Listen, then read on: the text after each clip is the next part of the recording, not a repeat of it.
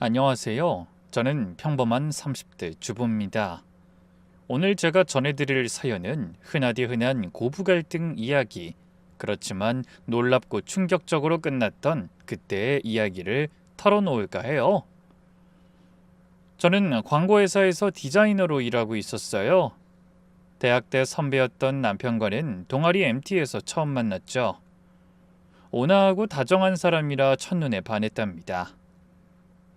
후배님, 텐트 치는 거 도와드릴까요? 선배 괜찮아요. 할 수 있어요. 그래도 혼자 하기 힘들어 보이는데 제가 잡고 있을게요. 그날 밤 캠프파이어 앞에서 함께 이야기를 나눴던 게 시작이었어요.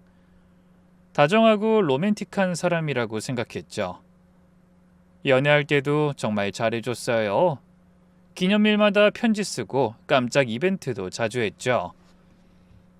제가 야근하면 회사 앞까지 와서 기다리고 아플 때면 죽 끓여서 가져다 주고 제 친구들이 언제나 부러워했답니다. 그런데 남편에겐 한 가지 흠이 있었어요. 갈등 상황을 극도로 싫어한다는 거였죠. 처음엔 그게 평화로운 성격이라고 좋게 봤는데 살다 보니 문제가 됐어요. 친구들끼리 약속이 겹치면 그날 선약이 있어서 라고 양쪽에 거짓말하고 부모님들 의견이 갈리면 두 분 다 일리가 있으신데 라며 얼버무리곤 했어요. 해결은 하지 않고 말이죠. 한 번은 제 생일날 시댁 제사가 겹쳤는데 남편이 저한테는 제사 시간 조정해 볼게 라고 하고 부모님한테는 생일은 다른 날 하자고 할게요 라고 했대요. 결국 마지막까지 정리를 하지 못해 양쪽에서 다 혼났죠. 너 도대체 누구 편이야? 아니, 그게 둘 다 중요하잖아. 중요한 건 알겠는데 이렇게 거짓말하는 게 맞아? 정리를 해야지. 거짓말이 아니라 그냥 좋게 좋게 상황 봐서 정하려고 했지. 결혼식 준비할 때도 마찬가지였어요. 양가 어머님들이 예식 스타일로 의견이 갈렸을 때 남편은 저한테 와서는 우리 엄마 말도 맞는 것 같아. 시어머니한테 가서는 신부 측 의견도 들어줘야죠 라고 했대요.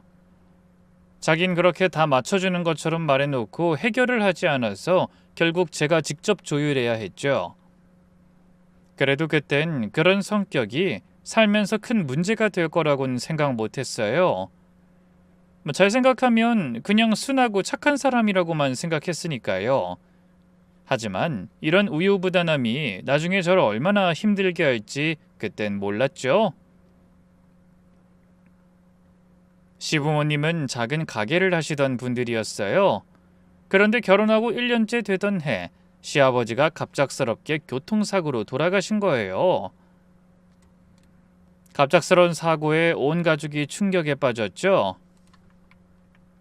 장례식장에서 시어머니는 거의 실신 상태였어요. 여보, 어떻게 나 혼자 두고 어떻게? 남편도 펑펑 울면서 아버지 영정사진을 부여잡고 있었고요. 그런데 장례 끝나고 더 큰 문제가 생겼어요. 시아버지 없이 혼자 가게를 정리하시던 시어머니가 사기를 당하신 거예요. 엄마, 뭐라고요? 가게 권리금을 못 받았다고요? 그 사람이 계약서를 위조했대.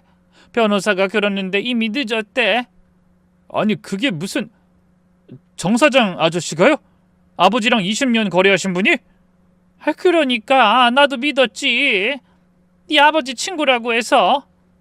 알고 보니 거래처 사장이 시어머니의 도장을 몰래 사용해서 가게를 넘겨받은 거였어요.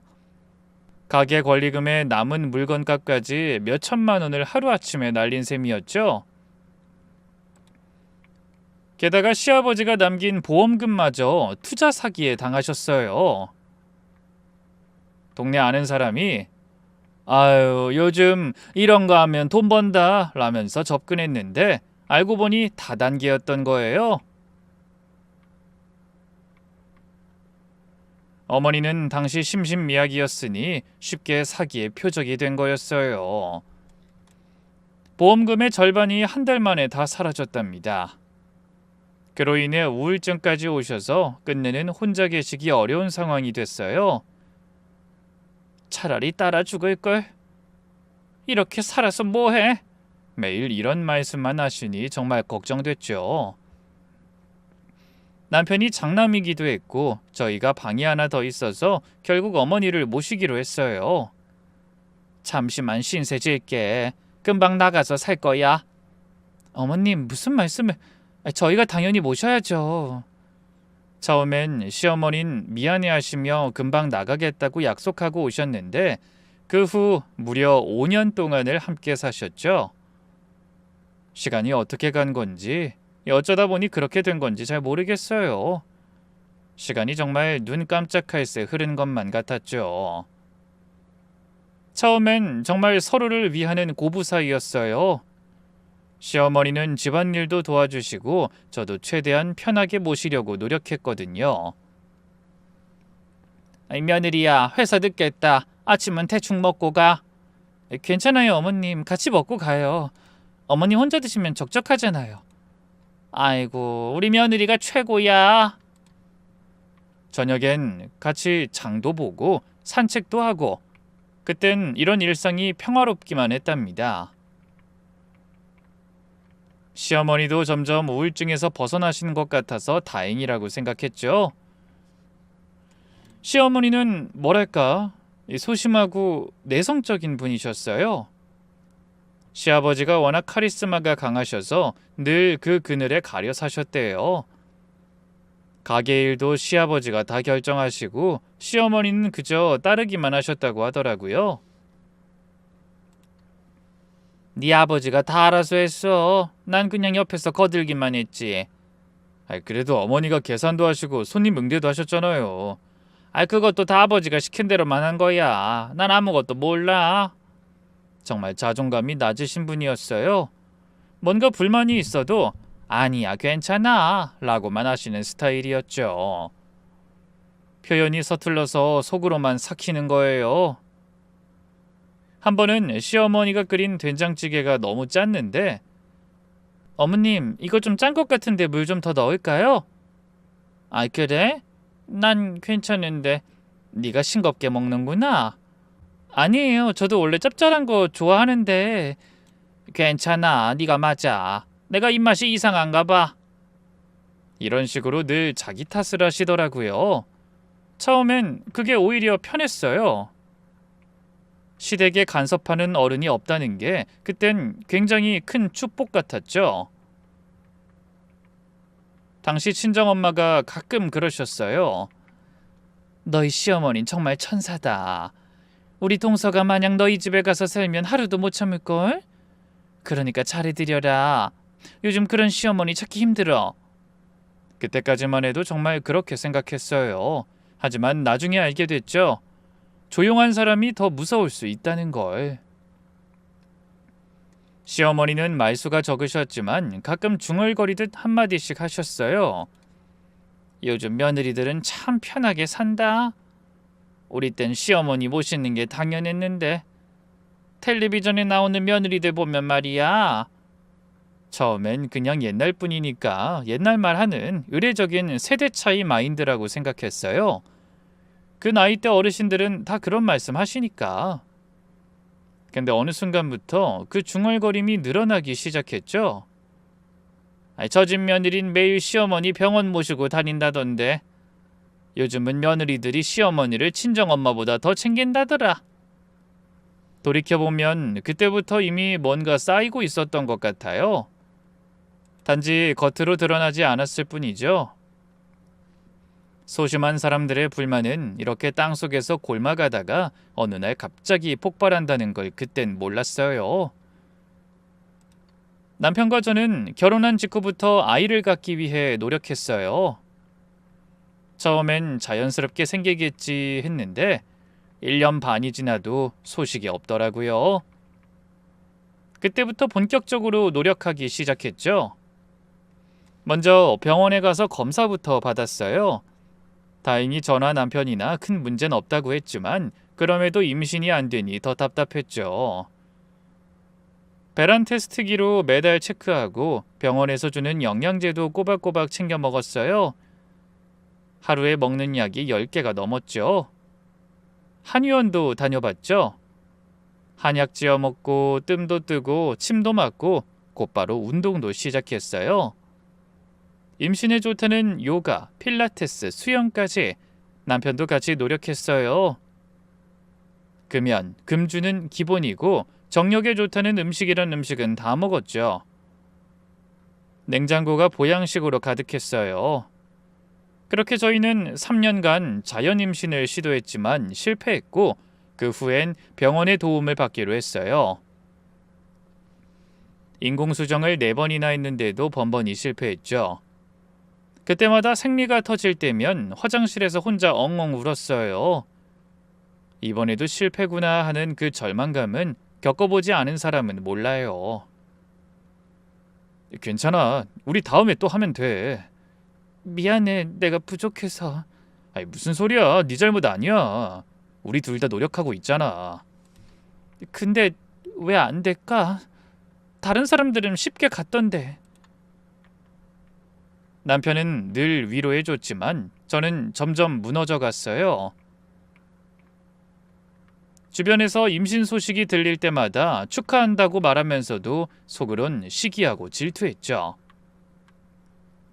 그런 못난 마음을 갖는 제 자신이 싫었고요.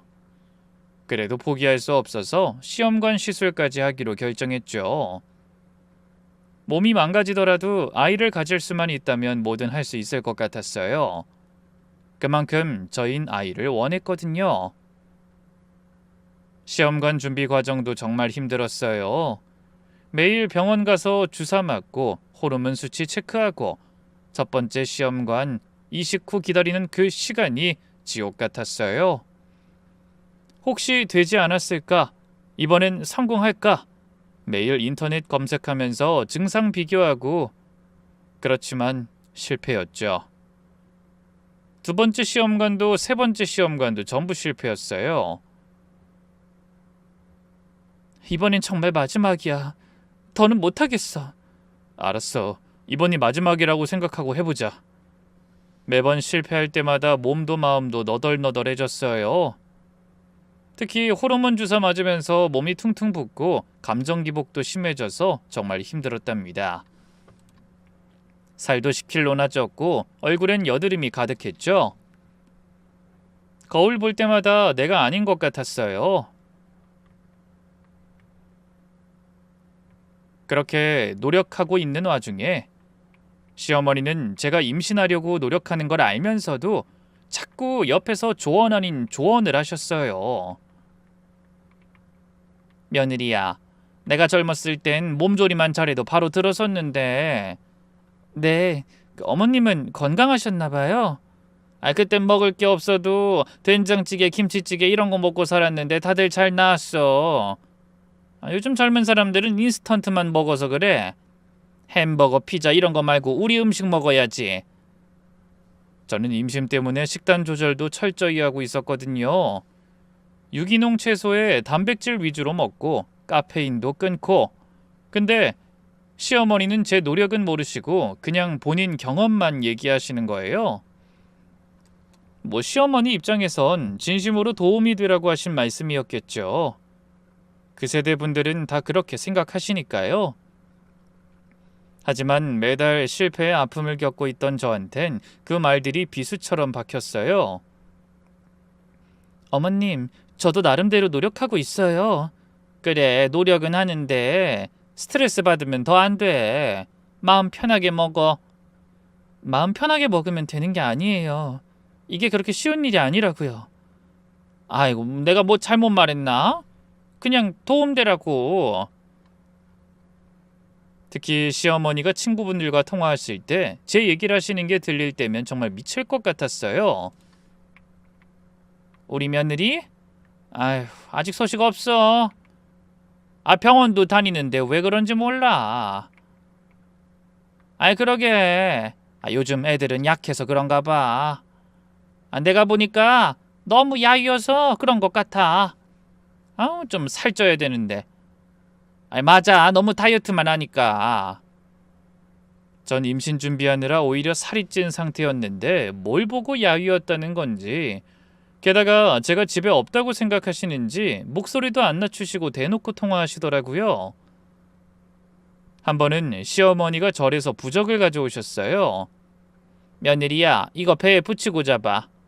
이게 뭔데요? 절에서 아주 유명한 스님이 써준 거야. 아이 생기게 해준대.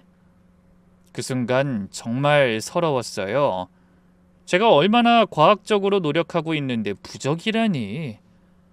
병원에서 호르몬 수치 확인하고 배란일 계산하고 이렇게 현대의학으로 노력하는데 부적을 붙이라네요.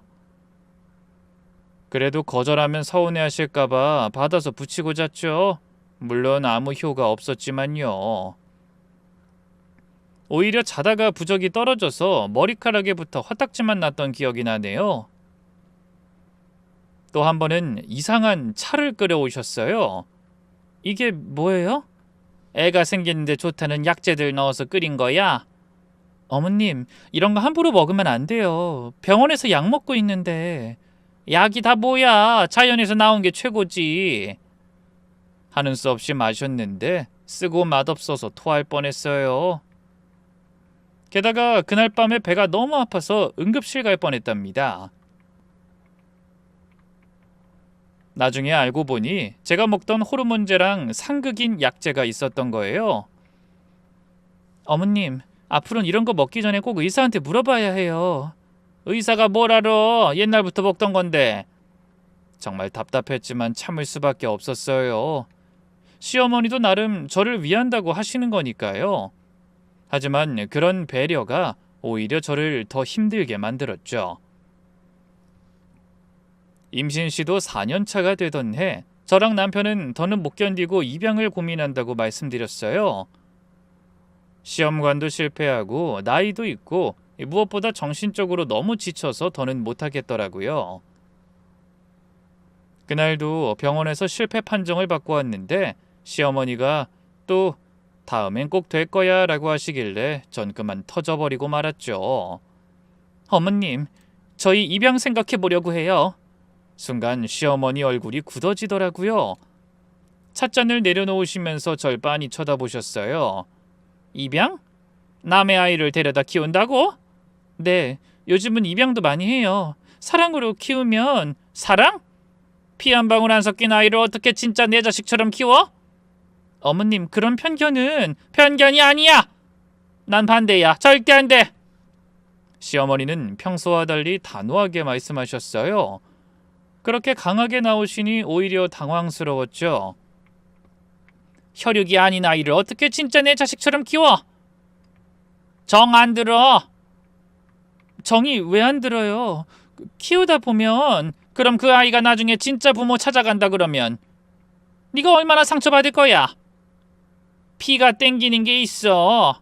낳은 정이랑 기른 정이랑 어떻게 같아? 시어머니는 계속 반대 이유를 늘어놓으셨어요. 목소리도 점점 커지고 얼굴도 빨개지셨죠. 주변에서 뭐라고 하겠어. 집안 체면이라는 것도 있고.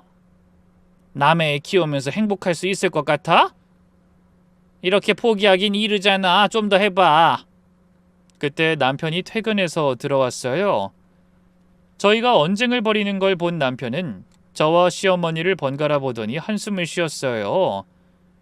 엄마, 요즘은 입양도 많이 해요. 꼭 낳은 아이만. 너도 그런 소리 하지 마. 우리 집안에 남의 핏줄 들일 순 없어. 네 아버지가 살아계셨으면 뭐라고 하셨겠니? 집안 대가 끊기는 걸 바라셨겠어? 시어머니가 돌아가신 시아버지 얘기까지 꺼내시니 남편도 더는 말을 못하더라고요. 입양 생각은 접어. 내가 살아있는 한 절대 안 돼. 그럼 저보고 어떻게 하라는 거예요? 평생 아이 없이 살라고요? 더 노력해봐. 포기하면 안 돼. 내 친구 며느리는 10년 만에 낳았어. 그날 밤 저는 제 방에 들어가서 펑펑 울었어요. 지난 오랜 노력이 무색하게 느껴졌고 앞으로도 계속 이런 압박을 받아야 한다는 게 막막했죠. 남편이 들어와서 위로했지만 그마저도 시원찮았어요. 미안해. 엄마가 나이가 있으셔서. 나이 탓하지 마. 그냥 이해하려고 하지 않는 거잖아. 그래도 엄마 입장도 이해는 가. 뭐? 너도 엄마랑 같은 생각이야? 아니 그게 아니라 세대가 다르니까. 그때 정말 실망했어요. 내 편이 되어줘야 할 사람이 여전히 중간에서 어정쩡한 태도를 보이고 있었으니까요. 시어머니는 입양 얘기가 나온 후로도 계속 임신을 독려하셨어요. 아니 독려라기보다는 압박에 가까웠죠. 계속 주변 사례를 들먹이면서요. 내 친구 며느린 10년 만에 가졌대. 포기하려던 순간에 생겼다더라. 내 교회 집사님 딸은 43살에 쌍둥이 낳았어. 텔레비전에서 봤는데 50대에 낳은 사람도 있대. 그럴 때마다 정말 숨이 막혔어요. 그런 극소수의 사례를 일반화시켜서 저한테 희망 고문을 하시는 거잖아요. 스트레스가 제일 문제야. 마음을 편하게 먹어봐. 어머님, 5년째 이 소리 듣고 있어요. 마음 편하게 먹는다고 되는 게 아니에요. 부정적으로 생각하니까 안 되는 거야. 긍정적으로. 제발요. 한 번은 정말 화가 나서 소리를 질렀는데 시어머니가 깜짝 놀라시더라고요. 그러면서 꼭 덧붙이셨죠. 시어머니 된 입장에서 손주 한번 못 안아보고 죽으면 얼마나 한이 맺히겠니? 이 말이 제일 싫었어요. 죄책감을 심어주는 거잖아요. 그래도 시어머니 입장을 어느 정도 이해는 했어요. 전통적인 가치관을 가지신 분이 손주를 못 본다는 게 얼마나 서러우실까 싶어서요. 하지만 제 몸과 마음이 더는 버틸 수가 없었어요. 호르몬 치료 부작용으로 살도 찌고 우울증 약도 먹고 있었거든요. 어머님, 저 우울증 약 먹고 있는 거 아세요? 우울증? 그게 뭔 우울증이야? 마음 약한 거지? 마음이 약한 게 아니라 병이에요, 병. 옛날엔 그런 병도 없었어. 다 마음 먹기 나름이야. 정말 대화가 안 통한다고 느꼈어요. 그런데도 시어머니는 계속 같은 말씀만 반복하셨죠. 그럴 때마다 매번 네 알겠습니다라고 대답했지만 속으론 제발 그만 좀 하세요라고 외치고 있었어요. 시어머니의 그런 관심이 저를 더 아프게 만들고 있다는 걸 왜 모르실까. 결국 이 문제로 시어머니와의 관계는 점점 나빠졌고 집안 분위기도 차가워졌답니다. 남편은 늘 중간에서 어정쩡한 태도를 보였어요. 저와 시어머니 사이에서 갈팡질팡하면서 아무도 제대로 지지해주지 않았죠. 하루하루가 지옥 같았습니다. 제가 어떻게 5년이란 시간을 버텼는지 모르겠어요. 어느 날 저녁, 시어머니가 또 병원 얘기를 꺼내셨을 때의 일이에요. 서울에 유명한 난임병원이 새로 생겼대. 거기 가보는 게 어때? 어머님 그만하세요. 더는 병원 안 가요. 안 가긴 왜 안 가? 아직 할만한데. 제 인생이에요. 제가 결정할게요. 분위기가 싸해졌고 남편은 또 양쪽 눈치를 보기 시작했죠. 엄마 오늘은 그만하시죠. 피곤해서. 피곤하다고 아이가 생기나? 더 노력해야지. 어머님! 제가 소리를 지르자 남편이 절 말렸어요. 그렇다고 소리를 질러. 엄마가 뭐 잘못된 말 했어? 잘못됐지. 매일 같은 소리만 하시잖아. 어머님, 제가 얼마나 노력했는지 알잖아요. 5년이에요. 5년. 주사 맞고 약 맞고 돈도 수천만 원 썼어요. 근데 왜 아기가 안 생기는 줄 알아요? 어머니가 그렇게 스트레스 줘서 그런 거예요. 정도 것이란 말 모르세요? 그렇게 달달 볶으면 생기는 줄 아냐고요. 제가 노력을 안 한 것도 아니고 이 중에 가장 힘든 건 전데 왜 그걸 이해 못하냐고요. 시어머니는 운 좋게 바로 임신하셨으니까 제 마음을 모르시죠? 운이 좋다니 그게 무슨 말이니? 맞잖아요. 노력도 안 하고 낳으신 분이 뭘 한다고 이래라 저래라 하세요? 노력 안 하고 낳았다고? 시어머니 얼굴이 빨개지시더니 나도 나름대로 애 먹었어. 네 시아버지가 바빠서 혼자 임신하고 혼자 키웠다고. 그래도 낳으셨잖아요. 전 그것도 못하고 있다고요. 시어머니는 충격받은 표정으로 절 보시더니 입술을 파르르 떨며 말씀하셨어요. 그래, 내가 뭘 알겠니? 늙은이가 뭘 알아? 그렇게 울먹이며 방으로 들어가셨죠. 남편은 한숨을 쉬며 절 쳐다봤죠. 당신이 너무했어. 엄마가 얼마나 상처받으셨겠어. 내가 너무해? 몇 년째 이 고통을 받고 있는 게 난데? 그래도 엄만 걱정돼서. 그만! 넌 내 걱정은 안 해? 넌 도대체 누구 편이야? 남편은 대답 대신 현관으로 향했어요. 어디가? 좀 걷고 올게. 머리 좀 식히고. 그렇게 남편은 도망쳤죠. 늘 그런 식이었어요. 갈등이 생기면 피하고 시간이 지나면 없던 일처럼 행동하고 한 번은 정말 진지하게 물어봤어요. 솔직히 말해봐. 너도 엄마랑 같은 생각이야? 입양은 절대 안 된다고? 그게... 똑바로 대답해. 난 엄마 말도 일리가 있다고 생각해. 혈육이 중요한 건 사실이잖아. 하지만 네 마음도 이해해. 힘들잖아. 이런 미적지근한 대답이 더 화났어요. 그래서 뭐 계속 시도하라고? 죽을 때까지? 그런 건 아니고. 그럼 뭐야? 입양하자는 거야, 말자는 거야? 그건 좀 더 생각해보고. 생각? 당신은 5년째 생각만 하고 있네? 남편의 우유부단함이 정말 지긋지긋했습니다. 게다가 시간이 지날수록 남편은 점점 더 시어머니 쪽으로 기울었죠. 엄마가 요즘 우울증이 심해지신 것 같아. 나도 우울증이야! 알아. 근데 엄마 나이도 있으시고. 그냥 좀 이해해주면 안 될까? 퇴근 시간도 점점 늦어졌어요. 처음엔 정말 일이 많은 줄 알았죠. 근데 어느 날 남편 회사 동료를 만났는데 형부 요즘 바쁘세요? 6시면 칼퇴근하시더라고요. 네? 6시요? 네, 매일 6시에 나가세요. 다른 때보다 더 부지런히 나가시던데. 알고 보니 회사 근처 카페에서 시간 때우다가 일부러 늦게 들어오는 거였어요. 왜 거짓말했어? 거짓말이 아니라 그냥 좀 쉬고 싶었어.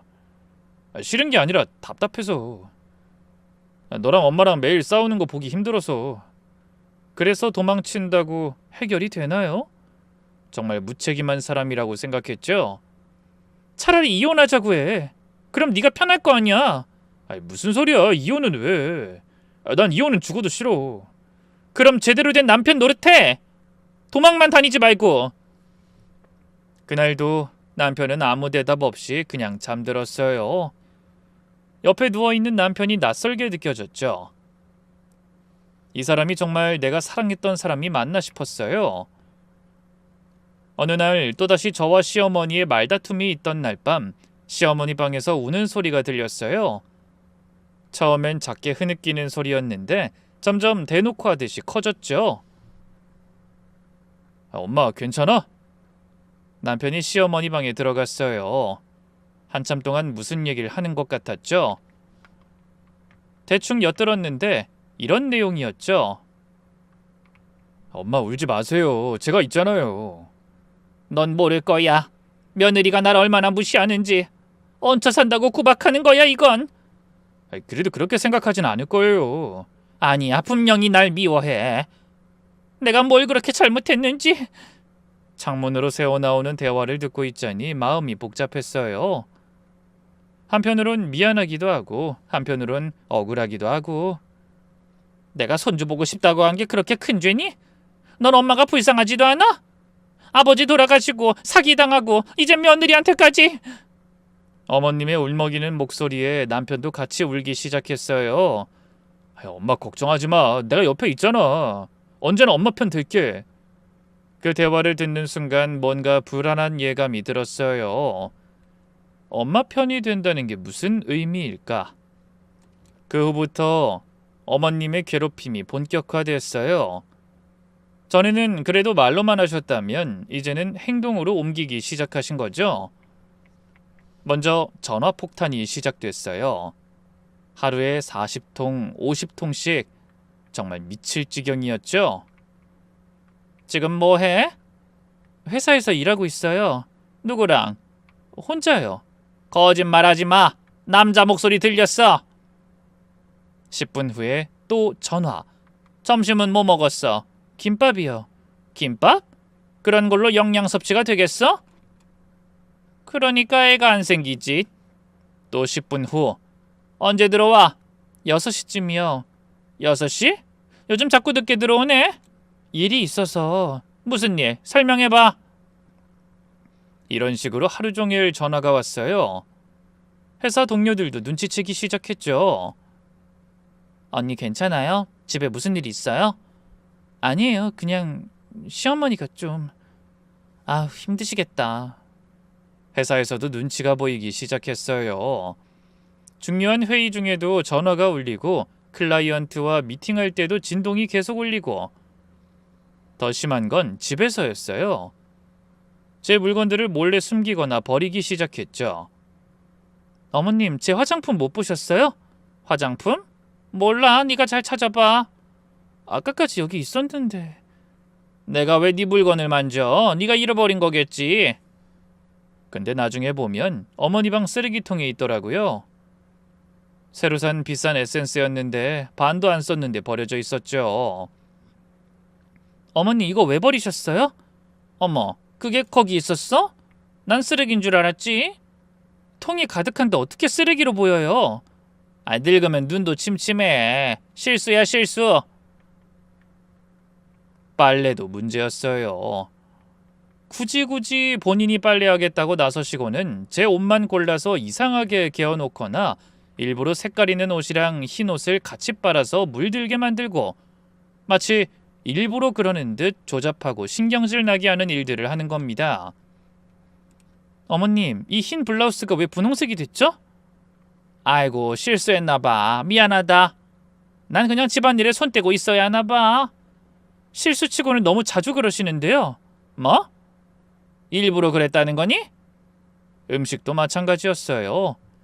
굳이 식사는 자신이 차리겠다고 하시고는 제가 좋아하는 반찬에 소금을 왕창 넣고 싫어하는 반찬만 잔뜩 만들어 놓고 어머님, 이 계란찜은 왜 이렇게 짜요? 짜? 내 입엔 괜찮은데. 이게 괜찮아요? 소금 범벅인데 입맛이 다 다른 거지. 싱겁게 먹고 싶으면 네가 해 먹어. 가장 힘든 건 수면 방해였어요. 새벽 2, 3시에 화장실 가는 척하면서 일부러 큰 소리 내고 물 틀어놓고 문 쾅쾅 닫고 어머님, 새벽엔 좀 조용히 해주세요. 화장실도 못 가게 해? 늙으면 자주 가게 돼. 그래도 좀... 그럼 네가 나가서 살든가. 어느 날은 제 회사 번호를 어떻게 알아냈는지 회사에 직접 전화를 하신 겁니다. 저희 며느리 좀 바꿔주세요. 네, 누구신데요? 시어머니인데 요즘 며느리가 이상해서. 혹시 회사에 남자 있나요? 전화를 잘 안 받네요. 의심 가는 게 한두 가지가 아니에요. 다행히 저와 친했던 직원이 잘 대처해줬지만 회사에서 제 평판은 이미 바닥이었죠. 선배님이 시어머니 전화 받으셨다고 연락 왔어요. 죄송해요. 괜찮긴 한데 좀 이상한 말씀 많이 하셨다고. 팀장님도 조심스럽게 물어보셨어요. 집안 문제로 업무에 지장이 있는 것 같은데. 아닙니다. 곧 해결될 거예요. 죄송합니다. 정말 미칠 것 같았어요. 집에서도 지옥, 회사에서도 눈치 보고, 근데 남편은 이 모든 걸 알면서도 모른 척했죠. 에이, 설마 엄마가 왜 그런 짓을 해? 진짜야, 증거도 있어. 지금 내 말 못 믿는 거야? 그냥 네가 예민한 거 아니야? 어느 날 저는 더는 못 참고 어머님 핸드폰을 몰래 숨겼어요. 최소한 일할 때만이라도 지장가지 않게 전화 폭탄은 막아야겠다고 생각했죠. 이상하다. 핸드폰이 어디 갔지? 분명 여기 뒀었는데. 어머니 잃어버리신 거 아니에요? 그럴 리가. 집 밖에 안 나갔는데. 어머님은 불안해하셨고 남편에게 새 폰을 사달라고 하셨어요. 그래도 괜찮았어요. 새 폰을 사더라도 잠시는 잠잠해질 거라 생각했죠. 그런데 폰을 숨긴 다음 날 제 인생을 바꿀 대화를 듣게 된 거예요. 다음 날 아침 화장실을 가려고 일어났는데 거실에서 어머님과 남편이 수근거리는 소리가 들렸어요. 발소리를 죽이고 방문 뒤에서 들어봤죠. 엄마, 폰은 찾았어? 아니, 못 찾았어. 아유, 어떻게 된 일이지? 혹시 제가 가져간 건 아닐까? 내가 하도 전화에 대해서. 모르겠네. 혹시 모르니 그럼 정지시켜야겠다. 집사람 아니더라도 누가 주워서 쓸 수도 있으니까. 그래, 빨리 정지시켜. 아유, 불안해 죽겠다. 여기까진 평범한 대화였는데 다음에 나온 말에 전 충격을 받았어요. 엄마 폰 정지시키면 아내 년 절대 몰라. 아내의 년? 내가 아내의 년이라고? 순간 심장이 멎는 것 같았어요. 남편 입에서 어떻게 그런 말이... 걱정 마, 엄마. 내가 출근 전에 다 처리할게. 그 방에서 배운 건 다 지워? 또 해줄게. 근데 엄마도 앞으로 조심하셔야 해. 너무 대놓고 그러면. 알았어. 조금씩 조금씩 하면 되지? 무슨 방? 뭘 배웠다는 거지? 그리고 뭘 들킬까봐 그렇게 급하게 정지시킨다는 거야? 직감적으로 어머님 핸드폰을 확인해야겠다고 생각했어요. 다시 방으로 조용히 들어와서 옷장 깊숙이 숨겨둔 핸드폰을 꺼냈죠. 손이 떨렸어요. 뭔가 끔찍한 걸 발견할 것 같은 예감이 들었거든요. 하지만 알아야 했어요. 도대체 무슨 일이 벌어지고 있는지. 카톡을 열었는데 정말 그 순간을 평생 잊을 수 없을 거예요. 며느리 참교육방. 방 이름을 보는 순간 현기증이 났어요. 참교육? 그것도 며느리? 날 교육시킨다고? 떨리는 손으로 대화 내용을 훑어봤어요. 그리고 충격과 분노로 온몸이 떨렸죠. 우리 며느리 요즘 말 안 듣는데 어떻게 하면 좋을까요? 전화 많이 하세요. 하루 50통 이상. 미쳐버려요. 물건 숨기기도 좋아요. 찾느라 스트레스 받죠. 짐 빼놓기 딱이에요. 음식에 소금 많이, 건강도 해치고 짜증도 나고. 다른 시어머니들의 메시지도 가관이었어요. 화장품 버리기 강추. 비싼 거 버리면 더 효과적. 회사에 전화해서 평판 깎아먹기. 새벽에 깨우면 수면 부족으로 판단력 흐려져요. 그리고 어머님이 쓴 글들. 오늘 며느리 화장품 버렸어요. 속이 다 시원. 회사 전화했더니 쩔쩔매더라고요. 역시 이 방법이 제일 좋은 것 같아요. 이제 좀 기가 죽는 것 같아요. 더 세게 갈까요? 가장 충격적인 건 남편과의 문자 대화였어요. 어머님이 남편한테 보낸 메시지를 봤더니 아들아, 네가 알려준 방 정말 유용하다. 엄마도 이제 당당하게 해. 그래야 와이프 기세가 꺾이지. 그래, 더는 못 참아. 네 말대로 할게. 난 항상 엄마 편이야. 거슬러 올라가서 방에 대한 대화를 찾아봤어요. 어머님이랑 제가 식탁에서 대판 싸웠던 날, 그 다음 날이었더라고요. 엄마, 이런 방이 있대. 며느리 버릇 고치는 방법 공유하는 곳. 그런 게 있어? 네, 링크 보내드릴게요. 엄마처럼 소심한 시어머니들도 성공했대. 정말? 나도 할 수 있을까? 당연하지. 엄마 너무 참고 사셨잖아. 그때서야 모든 퍼즐이 맞춰졌어요. 남편이 직접 그 방을 소개해 준 거였죠. 시모가 저를 굴복시켜서 가정의 평화를 찾겠다는 그런 멍청하고 어리석은 생각으로요. 그러자 시모가 갑자기 적극적으로 변한 이유가 이거였구나 생각되더라고요. 떨리는 손으로 숨겨둔 핸드폰을 더 자세히 들여다봤어요. 충격적인 내용들이 계속 나왔죠. 며느리 참교육방은 전국의 시어머니들이 모여서 며느리를 길들이는 방법을 공유하는 곳이었어요. 방 소개글엔 이렇게 적혀 있더군요. 요즘 며느리들 너무 버릇없죠? 시어머니 무시하고 말대답하고 우리가 변해야 합니다. 소심한 시어머니도 당당해질 수 있어요. 정말 기가 막혔어요.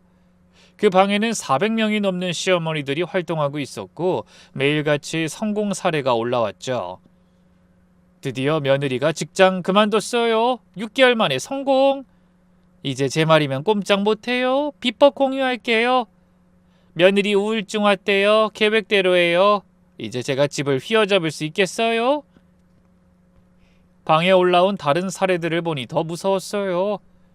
많은 며느리들이 결국 우울증에 걸리거나 직장을 그만두거나 이혼하거나 했더라고요. 그리고 시어머니들은 그걸 성공이라고 자축하고 있었고요. 정말 무서운 사람들이었어요. 그리고 우리 시어머님도 남편도 그중 하나였던 거고요. 방에는 더 충격적인 내용들이 있었어요. 어머님들끼리 나누는 꿀팁들이 정말 무서웠죠. 더 파보니 시어머니는 제 SNS까지 염탐하고 계셨어요. 제가 올린 글을 일일이 캡처해서 방에 올리고 우리 며느리가 이런 글 올렸는데 어떻게 공격할까요? 행복한 척하네요. 화나게 만드세요. 그날 일부러 싸움 걸어보세요. 정말 치밀했어요. 제 일거수일투족을 감시하고 계획적으로 공격하고 그것도 모자라서 남편까지 동원해서. 가장 화가 난 건 불임 관련 내용이었어요. 제 아픔을 이용해서 공격 포인트로 삼았다는 게 너무 잔인했죠. 애 못 낳는 거 계속 건드리세요. 제일 아파해요. 불임 치료 실패할 때마다 비꼬면 효과적. 애도 못 낳는 주제라는 말 강추. 시어머님도 충실히 따라하셨고요. 그간의 결혼 생활 임신 시도가 모두 농락당한 기분이었어요. 내가 그렇게 아파하고 힘들어하는 걸 즐기고 있었다니 정말 역겨웠어요. 모자가 한 팀이 돼서 날 몰아내려고 작전까지 짜고 있었다니. 분노로 손이 떨렸지만 일단 증거를 확보해야 했어요. 중요한 대화들을 모두 캡처했죠. 특히 남편이 아내년이라고 한 부분, 어머님과 공모한 내용들, 그리고 그 방에서 배운 괴롭힘 방법들. 캡처를 다 하고 저에게 보낸 후에 가만히 생각해봤어요. 이제 어떻게 해야 할까? 그냥 따지고 들어가면 또 오해다, 그런 의도가 아니었다라고 발뺌할 게 뻔했죠. 복수를 하려면 제대로 해야겠다고 마음먹었어요. 그들이 나를 무너뜨리려 했던 것처럼 나도 그들을 무너뜨릴 거라고. 증거를 들이밀기 전에 좀 더 준비를 했어요. 변호사에게 먼저 상담을 받았죠. 이건 완전 정신적 학대입니다. 이혼 소송하면 100% 이길 수 있죠. 정말요? 네. 게다가 계획적이고 악의적이니까 재산 분할도 유리하게 받을 수 있습니다. 위자료도 충분히 가능해요. 증거가 이렇게 확실하니. 그렇게 준비하고 며칠 후 저는 마음의 준비를 굳게 하고 집으로 돌아왔어요. 혹시 몰라서 집 밖에 남동생을 기다리게 했죠. 만일의 상황이란 게 발생할 수도 있으니까요. 마침 저녁 시간이라 남편과 어머님이 거실에 있었죠. 저 없이 어찌나 오붓하고 단란해 보이던지요.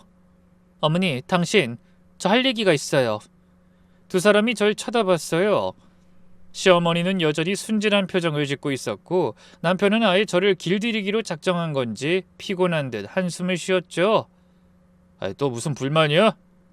핸드폰을 꺼내서 캡처한 화면들을 보여줬어요. 순간 두 사람의 얼굴이 하얗게 질렸죠. 이게 뭐니? 어머니가 잃어버렸던 핸드폰 제가 찾아드렸어요. 잘했죠? 근데 어머니 핸드폰에 이런 게 있더라고요. 며느리 참교육방이라고 아세요? 아니, 아시죠? 그건... 그리고 이건 남편이 어머니한테 그 방을 소개해준 대화고요. 남편이 벌떡 일어났어요. 야, 엄마 폰을 왜 마음대로 봐? 내 남편이 나를 아내년이라고 부르는데 안 볼 수 있나? 그건 그런 의미가 아니라... 그럼 무슨 의미야? 설명해봐. 시어머니가 또 시덥지 않은 눈물을 글썽이며 말했어요.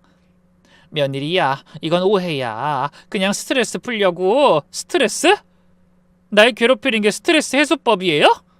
아니, 그게 아니라 회사에 전화하고 물건 버리고 밤에 깨우고 이게 다 스트레스 푸는 거였어요? 남편이 끼어들었어요. 그만해. 엄마가 잘못한 건 맞지만 당신도 너무하잖아. 엄만 그저 외로워서 그러신 거야. 아픈 거 뻔히 알고 있었잖아. 외로우면 며느리를 미치게 만들어도 돼? 목소리가 점점 커졌어요. 그리고 당신이 더 악질이야. 지 엄마를 사주해서 날 괴롭히게 만들고.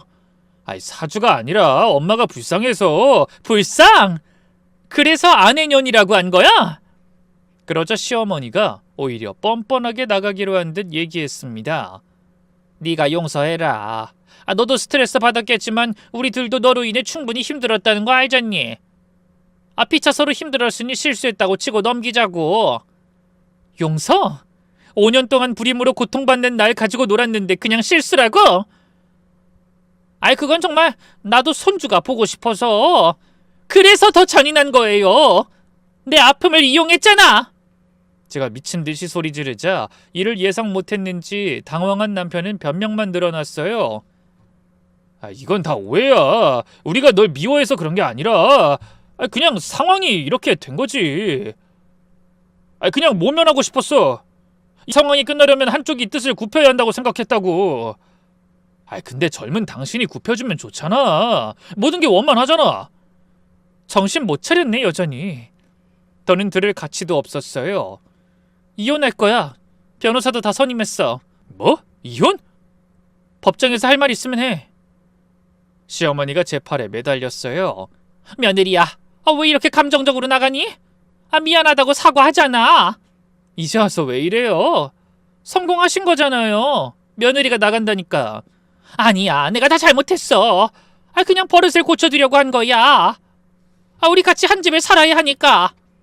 남편도 당황해서 매달렸지만 전 이미 마음이 떠난 뒤였어요. 재산 분할은 법대로 할 거야. 그리고 정신적 피해에 대한 위자료도. 위자료? 그게 무슨... 변호사가 5천만 원은 받을 수 있대. 증거가 확실해서. 두 사람의 얼굴이 더 창백해졌어요. 그리고 명예훼손으로 고소도 할 거야. 회사 사람들한테 거짓말한 것도 다 증거 있어. 고소까지... 당연하지. 범죄를 저질렀는데. 남편이 제 손목을 거세게 잡았어요. 고소해봐. 나도 가만히 있진 않을 거야. 저는 소리를 악 하고 질렀어요. 그러자 바깥에 있던 남동생이 허겁지겁 들어와 남편을 저에게서 떼어놨어요. 남편이 좀 겁먹은 것 같더라고요. 제 남동생이 키 190에 다다르는 거구거든요. 떼어놓는 과정에서 남동생이 살짝 밀었는데도 뒤로 나자빠지던데 그 모습이 어찌나 정떨어지던지요. 야, 아무리 그렇다고 지 남편을 이렇게 대? 이거 완전 막 나가는 집안이네. 어머님, 지금 자신과 아들 꼴 좀 보세요. 어디가 더 막 나가는 집안인지 너무 쉽게 보이는데. 다음엔 법정에서 만나요. 그날 밤 전 집을 나왔어요. 더는 그 지옥에 있을 수 없었으니까요. 집을 나와서 당분간 친정에 머물렀어요. 부모님께 모든 걸 털어놓으니 정말 분노하셨죠. 그동안엔 걱정하실까봐 얘기 못했거든요. 뭐? 그 인간들이 그런 짓을? 내 지금 당장 그 집에 가봐야겠다. 아빠 진정해요. 진정이 되나? 당장 가서 박살내야지. 우리 딸을 그렇게 괴롭혔다니 정말 상종 못할 인간들이네. 엄마는 저를 안아주며 위로해 주셨어요. 많이 힘들었지? 왜 진작 말 안 했니? 엄마 속상할까봐. 엄만 네가 제일 중요해. 참지 마. 네가 참아서 속 문드러지면 엄만 그것보다 곱절은 더 아파. 진정의 따뜻함에 그동안 참았던 눈물이 쏟아졌어요. 근데 복수는 여기서 끝이 아니었어요. 전 며느리 참교육방에 역공을 가하기로 했죠. 먼저 가짜 계정을 만들어서 방에 잠입했어요. 그리고 시모인 척하며 글을 올렸죠. 긴급, 방장님, 남편이 우리 방 알아냈대요. 방장님이 경찰서 연행됐어요. 사이버 명예훼손으로. 변호사가 방 멤버 전원 고소한대요. IP 다 추적됐대요. 변호사까지 선임했대요. 다들 조심하세요. 방이 발칵 뒤집혔어요. 헐, 진짜요? 어떻게 알았대요? 우리도 위험한가요? 공포 분위기를 조성한 후 더 큰 떡밥을 던졌어요. 경찰이 사이버 수사대에 의뢰했대요. 다들 집에서 조용히 기다리세요. 곧 경찰한테 연락 갈 거니까. 무조건 죄송하다고 비세요. 안 그러면 개인정보 다 털린대요. 어차피 끝까지 IP 추적한다고 그러고 신상 다 밝혀진대요. 저희 집에도 경찰이 올까요? 순진하고도 어리석은 시어머니들이 우왕좌왕하기 시작했어요. 방 폭파해야 하나? 다른 방을 팔까요? 다른 방은 무슨 증거 다 지워요. 우리 가족들한테 들키면 큰일이야. 순식간에 400명이 넘던 방이 50명으로 줄었어요. 그 중에서도 제일 재밌었던 건 시모님들끼리 서로 물어뜯기 시작한 거였죠. 다 너 때문이야. 너무 대놓고 하니까 들킨 거잖아. 뭐 내 탓이라고? 너야말로 회사 전환 왜 했어? 우리 정보 다 유출된 거 아니야? 누가 스파이야? 저 프로필 사진 없는 사람이 가짜 계정 같은데?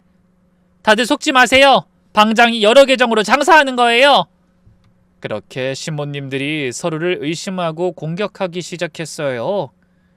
결국 그 못된 시어머니들은 무서워서 하나둘 방을 나가기 시작했고 방은 곧 폭파됐죠. 나중에 알아보니 서로 고소하느라 난리였대요. 완벽한 자중질환이었죠. 저는 그저 작은 불씨만 던졌을 뿐인데. 하지만 복수는 여기서 끝이 아니었어요. 시모님의 친구분들, 특히 신실한 교인이시라 교회분들께 진실을 알려야 했죠.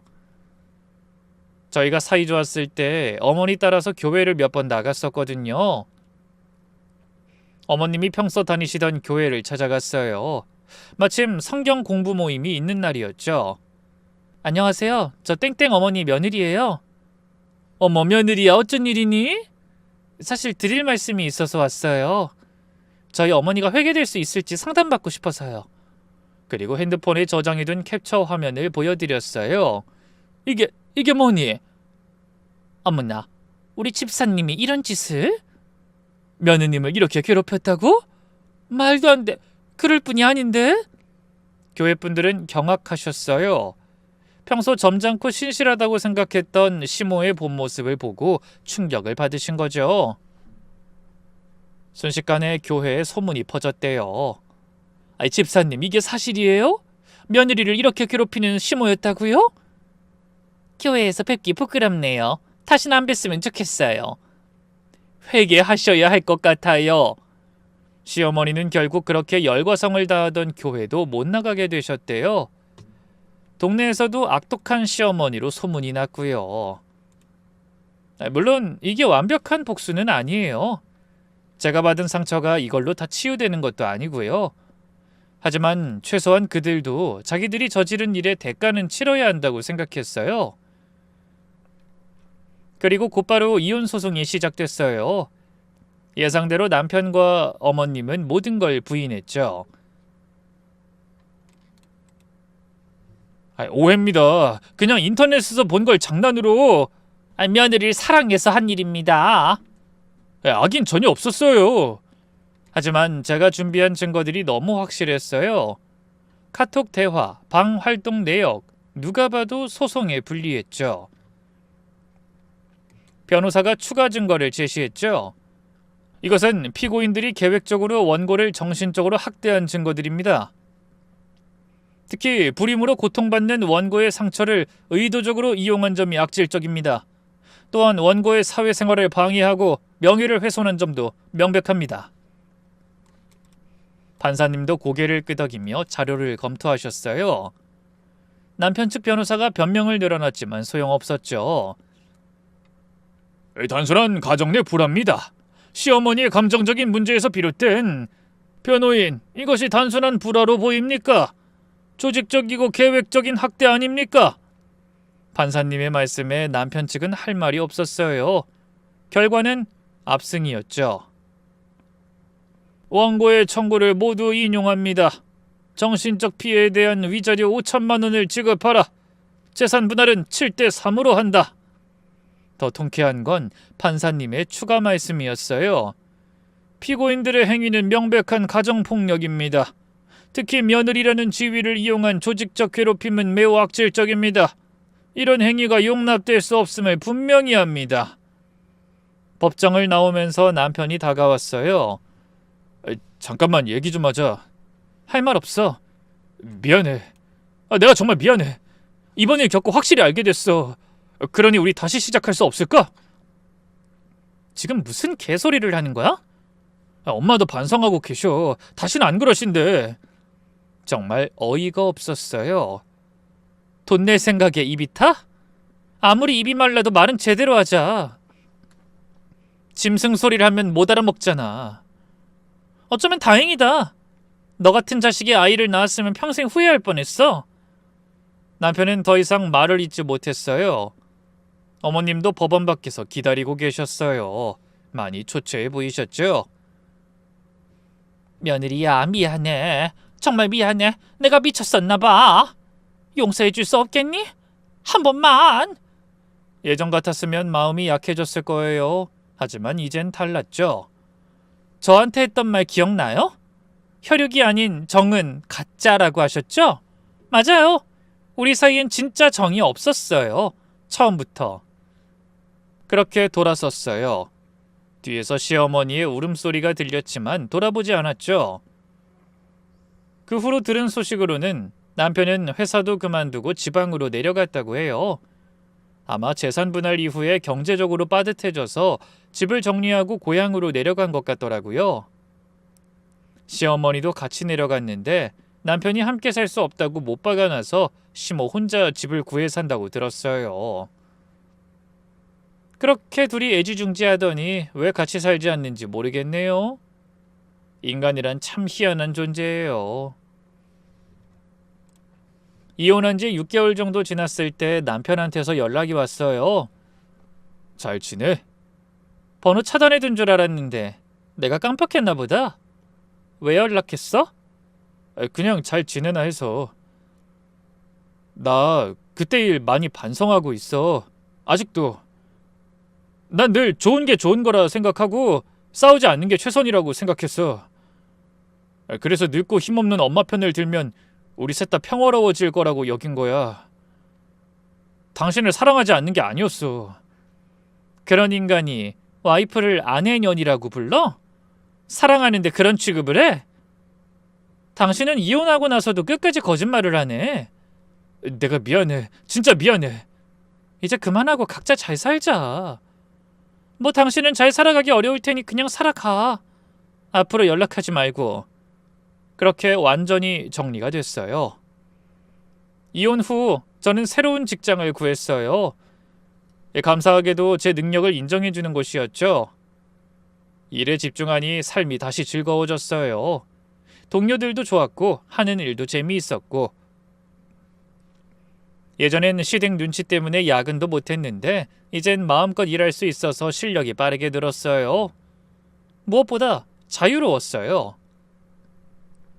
시모님 눈치 볼 때도 없고 남편 비위 맞출 필요도 없고 온전히 나를 위한 삶을 살 수 있었죠.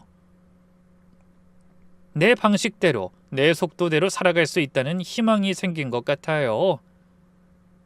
그렇게 하나둘 제자리를 찾아갔어요. 그리고 작은 아파트지만 제 이름으로 된 집을 샀어요. 재산 분할로 받은 돈과 그동안 모은 돈을 합쳐서요. 처음으로 온전히 내 공간을 갖게 됐죠. 제일 큰 변화는 제 마음가짐이에요. 전에는 늘 눈치 보고 주눅 들어 있었는데 이젠 당당해졌죠. 내 삶의 주인은 나라는 걸 알게 됐으니까요. 가끔 결혼 생활이 그리울 때도 있어요. 행복했던 순간들도 분명 있었으니까요. 하지만 후회는 없어요. 그 지옥에서 벗어난 것만으로도 감사하니까요. 무엇보다 깨달은 게 있어요. 결혼이 전부가 아니라는 것. 아이가 없어도 불완전한 게 아니라는 것. 혼자여도 충분히 행복할 수 있다는 것. 내가 먹고 싶은 거 먹고 하고 싶은 거 하고 자고 싶을 때 자고. 무엇보다 아무도 날 깎아내리지 않아요. 내가 나를 사랑할 수 있게 됐죠. 며느리로 사는 게 힘드신가요? 참지 마세요. 당신의 인생은 당신의 것이에요. 시어머니를 위한 것도 남편을 위한 것도 아닙니다. 이상 평범한 30대 여자의 시모와의 전쟁기였습니다. 들어주셔서 감사해요.